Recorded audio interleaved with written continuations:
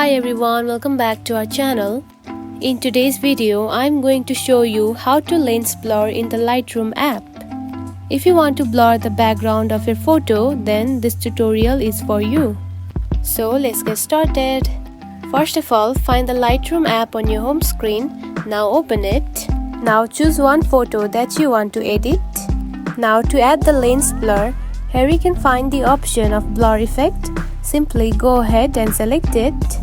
Now to add the blur, slide the slider to your right, just like this, and wait for a few seconds.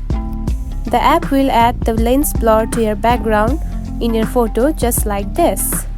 Now you can also change the type of the blur using these tools. And that's it. This is how you can add the lens blur to your photo in the Lightroom app.